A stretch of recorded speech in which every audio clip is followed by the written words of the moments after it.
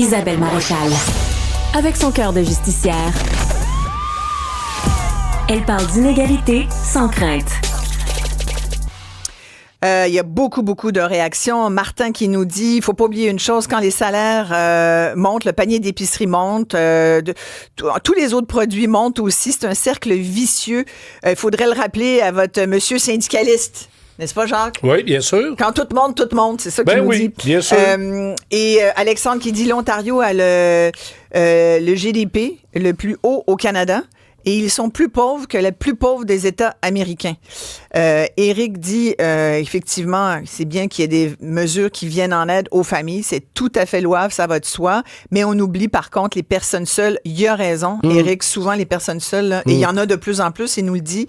Il dit, moi, je me fais souvent dire, parce qu'il est seul, « Ah, toi, t'as pas d'enfant, la vie doit pas te coûter cher. » Il dit, ben non, c'est pas vrai. Au contraire, ça me coûte très cher. Je paye tout seul, il n'y a rien qui est divisé en deux, certainement pas le loyer.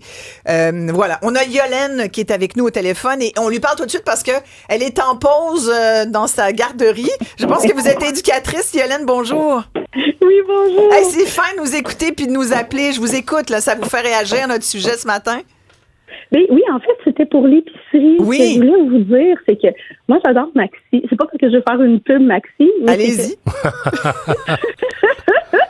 En fait, c'est qu'avec les imbattables, on n'a pas besoin de faire comme 3-4 épiceries pour avoir les soldes. Parce que moi, c'est sûr que moi, avec mon milieu familial, je dois offrir des fruits, des légumes, des produits qui sont plus santé et tout. Fait que, des fois, je vous entendais parler avec votre concombre et tout ça. Ben oui! Moi, justement, en fin de semaine, moi, quand j'ai fait l'épicerie pour la garderie et tout, écoute, moi, j'ai pris, il était en spécial comme Super C à 1,49. J'ai fait, moi, c'est sûr que dans mon panier d'épicerie, je sélectionne ce qui va, mettons, au Maxi ou Super C ou même Walmart ou peu importe. Ouais. Et j'arrive à la caisse et puis là, je dis, là, ça, c'est les spéciaux du Super C. Je donne la circulaire, je dis, ça, c'est les prix. Avec, mettons Walmart, ça, c'est les prix pour le Walmart. Puis vous ostinez pas, là. Ça vrai, prend pas 10 ça minutes à s'ostiner avec la caissière? Non, exactement, parce que je suis bien organisée, fait que ça va quand même bien. Et les clients à l'arrière font comme, oh non, pas encore des coupons puis des trucs. Mais en fait, c'est que ça fait que, je passe pas plus de temps que un client normal à la caisse parce que je suis bien séparée dans mes commerces et tout. Et pour vrai, mon épicerie, la semaine passée, avec les fruits, les légumes et tout, ça m'a coûté 103 $. Wow! Ah, ouais? On a l'impression, des fois, 100 pièces c'est un sac. Hey, je suis allée faire l'épicerie hier au IGA, pour pas le nommer. Ça m'a coûté 142 $. Je suis sortie en me disant, qu'est-ce que je mange ce soir? Qu'est-ce que j'ai à manger véritablement? Il n'y avait pas tant d'affaires que ça, là. Ouais. Pour vrai, j'aurais envie de vous dire que le IGA, c'est l'épicerie la plus chère. Je sais bien, mais c'est la plus proche aussi, fait que je suis comme mal. Hey, sincèrement, Yolène, va falloir, on garde vos coordonnées. Quand vous aurez plus le temps, je vous laisse retourner à vos petits bouts de chou, mais quand vous aurez plus le temps, on va refaire ça, l'épicerie et tout, parce que ça nous intéresse tous. Là, on est tous obligés de manger puis d'aller acheter notre bouffe quelque part. Merci d'avoir pris le temps. Un très bon d'année à vous. Te rappelles-tu des années 70? Jacques, oui, vas-y. Les coprix? Les coops, là, d'alimentation, là, on avait ça. Je m'en souviens pas, j'étais trop jeune. OK, c'est correct, c'est vrai, t'es plus jeune que moi. Mais vas-y. Mais les coops, c'était justement pour répondre à cette crise-là. Tu sais, tantôt, je t'ai parlé de Pepin dans les années 60. Ils mettaient le doigt justement sur la problématique du panier d'épicerie. Ouais. Le fait que ça coûtait déjà cher. Ah, ouais. Hein? Ouais. Alors là, on avait créé un réseau de coopératives alimentaires, mais alimentaires de vente, là, comme un IGA, comme un Steinberg, pour justement concurrencer ces grandes chaînes-là. Ça a marché presque pendant une vingtaine d'années, puis à un moment donné, ça s'est effrité. Ouais. Mais il va falloir qu'à un moment donné, on réfléchisse. Parce que rappelle-toi, M. Champagne avait convoqué les grands de l'alimentation il y a 1 an et demi, là, en disant le fédéral va lui demander des comptes. Qu'est-ce que ça a donné, cette affaire-là? Ils sont venus dire qu'ils avaient vécu durement la pandémie, eux aussi. Puis les salaires des dirigeants de ces entreprises-là. Oui, mais ceux qui leur posaient des questions, les politiciens, toute gang de la commission parlementaire à Ottawa n'était pas préparés. Ils sont fait rouler dans la farine. Ils sont complètement fait beurrer, puis c'est comme ça a fini, poète-poète, t'as raison de le dire.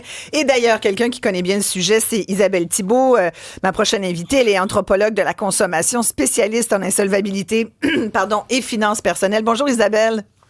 Bonjour. Isabelle, votre réaction à chaud à la suite là, de toute notre discussion, vous avez entendu Audrey tout à l'heure, Yolène là, sur les imbattables, le prix de l'épicerie. Je sais, Isabelle, que parce que vous avez écrit, j'en profite pour le rappeler, vous avez écrit un livre magnifique avec Jacques Dantel sur la consommation. On s'était parlé il y a quelques mois de ça d'ailleurs, où vous disiez, c'en est fini notre société de consommation. Ça voulait dire, il faut repenser les choses autrement. Vous parliez également de la question du salaire. Vous parliez beaucoup de la classe moyenne qui subit ces pressions-là. Oui, en effet, c'est sûr qu'on le voit, hein, depuis l'après-guerre. Je dirais que bonhomme allant, de façon permutante, 3 dépenses occupent 60% du revenu des ménages. Ouais. L'alimentation, le transport et le logement. Et présentement, ces 3 dépenses-là ont tellement augmenté en termes de coûts que le 40% qui nous restait pour combler les autres dépenses, qui sont pas des dépenses discrétionnaires, a fondu à plus ou moins 16%. Et c'est ce qui explique que les ménages se trouvent, oui, de 40 à 16%. Oh, wow. C'est pas une vue de l'esprit. Ça, c'est sans compter que s'ajoute à ça le niveau d'endettement des ménages aussi au Canada, un peu partout. C'est 7 Canadiens sur 10 qui s'endettent d'une année à l'autre. Pas qu'ils sont endettés, parce que c'est plus que 7 Canadiens sur 10 qui sont endettés. C'est 7 Canadiens sur 10 qui s'endettent d'une année à l'autre. Donc, on s'enfonce, oui, ce que vous dites, Isabelle Thibault, c'est qu'on s'enfonce finalement toujours un peu plus. Exactement. 7 fois sur 10 pour les Canadiens. Aïe, aïe, aïe. Ben, en fait, c'est des raisons structurelles qui sont derrière ça et systémiques, hein. C'est que 58% du PIB est assis sur la consommation des ménages. C'est intéressant ce que votre première interlocutrice, Audrey, disait. Ouais. Elle dit, moi, je trouvais que la mesure de Trudeau, là, 250 $, ça permettait juste de consommer davantage. Eh bien, ouais. C'était exactement là pour que les ménages consomment, parce que notre économie est assise sur la consommation des ménages. Ouais. Et d'où votre livre pour dire, il faut changer ça, là. Ouais, exact. C'est comme une espèce, c'est le chien qui se mord la queue, là, et on s'en sort pas, là. Absolument, absolument. Ouais. Et Jacques, il faut que l'économie se développe sur autre chose que la consommation des ménages. Ouais. Parce qu'au niveau macro, c'est une très bonne idée. On atteint un développement de 3%. Le PIB est à la mesure de ce qu'on voudrait. Mais de façon micro, dans la vie des gens, c'est Comment on fait ça, Isabelle? Je sais que vous êtes une des partisanes d'une augmentation du salaire minimum. Vous dites que ça commence par là, donner plus de moyens aux gens qui sont vraiment dans cette classe moyenne, sur le bord d'être complètement démunis et pauvres. Donc, quand on parle de la classe moyenne, pour une personne seule, on dit c'est entre 50 et 100 000. Des gens qui gagnent en bas de 50 000 au Québec, j'ai envie de dire, il y en a un char et une barge. Hein? Ouais. Il y en a beaucoup. Donc, ces gens-là vivent de plus en plus de la pauvreté. Ils font plus partie de la classe moyenne. Et ça, c'est entre autres des gens qui travaillent 40 heures semaine au salaire minimum. Ouais. Travailler 40 heures semaine, ça devrait au moins permettre de se sortir la tête de l'eau. Et ce constat-là nous permet aussi de voir que ça donne un terreau fertile à la montée de la droite. À des gens de système, parce qu'il y a une grande part de la société qui se sent larguée. Ils en ont pas pour leur argent. Et ces gens-là, il faut les aider avec des mesures sociales. Puis on parlait du gouvernement Trudeau. Non, c'est pas parfait ce qu'il a fait, mais on est quand même passé de 14 à 10% de pauvreté. Il y a eu une réduction de la pauvreté, puis c'est avec entre autres, avec un meilleur filet social qu'on peut répondre à cette réalité-là, puisque M. Letourneau amenait avec les coopératives d'alimentation. C'est très pertinent. Une mutualisation d'une tentative de couverture des besoins, ça va être nécessaire. Oui, mais un prochain gouvernement conservateur nous amènerait-il là? Je pense pas. Pas sûr. Non, je pense pas, mais j'aimerais ça faire un peu de pouce sur ce que Mme Thibault disait, parce que quand on connaît bien l'histoire du mouvement syndical puis du mouvement ouvrier, c'est qu'avant la Deuxième Guerre mondiale, on a carrément sorti les travailleurs de la pauvreté. C'était ça, hein? Se nourrir, se loger, se déplacer. Après la Deuxième Guerre mondiale, ça devient une classe moyenne de consommateurs. Ouais. Et ça, quand on retourne au texte des années 50, on s'aperçoit que les gens s'endettaient beaucoup déjà pour consommer, au-delà de leurs moyens. Et Mme Thibault Thibault a raison de le dire, c'est encore aujourd'hui un problème majeur. Là, 7 familles sur 10 qui ont donc un niveau de dépenses qui va au-delà d'eux. Puis là, on parle pas des besoins de base, là, on parle de la consommation en général.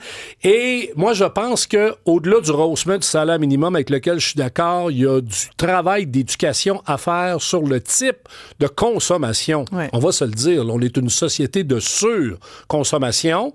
Alors, ça pose un problème sur le plan financier, puis ça pose un problème aussi sur le plan écologique. Ouais. C'est-à-dire qu'à un moment donné, si toute la planète veut consommer comme nous autres, tu le sais, là, impossible. Tellement vrai. Impossible. Non, c'est sûr. Il y a Stéphane qui est un camionneur qui nous écoute. Salut Stéphane. On en profite pour saluer tous les camionneurs sur la route qui nous écoutent. Il dit, si ton salaire paye juste ton logement et ta nourriture, on est en droit d'appeler ça de l'esclavage. Mais on en revient aux besoins de base. C'est ça qu'il dit. Tu parlais des besoins de base. Au-delà de ça, tu disais, Jacques, on surconsomme. C'est vrai, Isabelle Thibault le dit aussi, qu'il faut changer ce paradigme-là. Mais c'est vrai que si tu travailles juste pour payer ton logement puis ta bouffe, t'as pas de fun, là. Il est où le fun, là, c'est ça. Isabelle Thibault, peut-être en réaction à ce que nous disait Stéphane, le camionneur? Ben, écoutez, c'est exactement ça. La classe moyenne basse se sent de plus en plus larguée et les gens sont en colère. Ils estiment qu'ils reçoivent pas ce qui leur revient compte tenu des efforts fournis. Puis c'est ça. Je vous le dis, ça donne vraiment une prise au courant populiste, isolationniste, anti-système. Et ça, on la voit, la montée de la droite. Et on la voit depuis 20 ans. Et ce à quoi on assiste, c'est pas juste au gouvernement Trudeau, c'est au désengagement de l'État depuis 20-25 ans. C'est à ça qu'on assiste. La moyenne des consommations de consommation de soins de santé, et là, je parle pas du massothérapeute et de l'acupuncteur, je parle de soins de santé en clinique privée, est autour de 1 300 $ par ménage au Canada. C'est énorme. Et c'est pourquoi?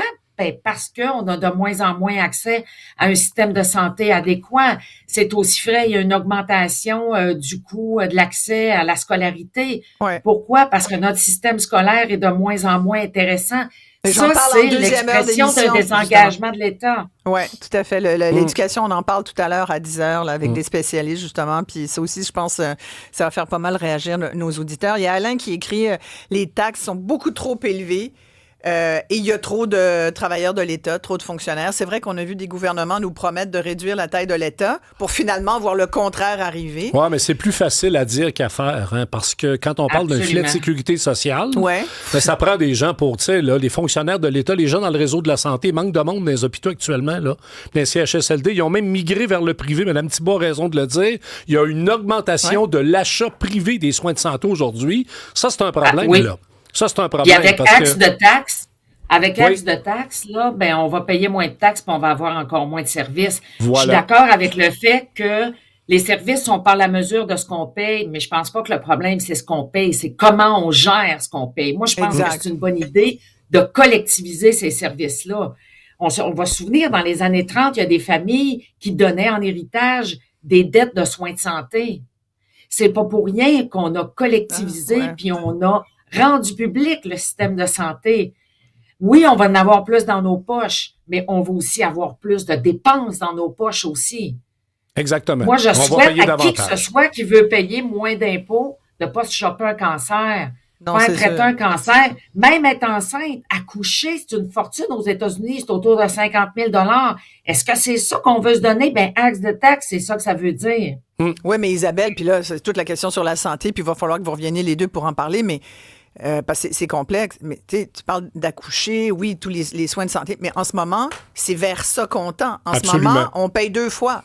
Là, c'est là où ça marche pas. Moi, je veux pas payer 2 fois. C'est, dites-moi où je paye, mais pas à 2 places. Ben, à l'origine. Tout en étant insatisfaite aux 2 endroits. Mais là, à l'origine, tu devais plus utiliser ta carte de crédit pour avoir des soins de santé. Parce que Mme Thibault a raison. Jusque dans les années 60, il y a des familles qui ont perdu leur retraite ou leur petite fortune parce qu'il y avait quelqu'un de malade. Alors, au Québec, on a décidé de socialiser les soins de santé. Mais il est resté une portion privée, par exemple. Puis il y a eu de la résistance à l'époque, rappelle-toi. Les docteurs les médecins n'étaient pas tout à fait d'accord avec ça. Les autres, ils voulaient rester des médecins en pratique privée dans un système public.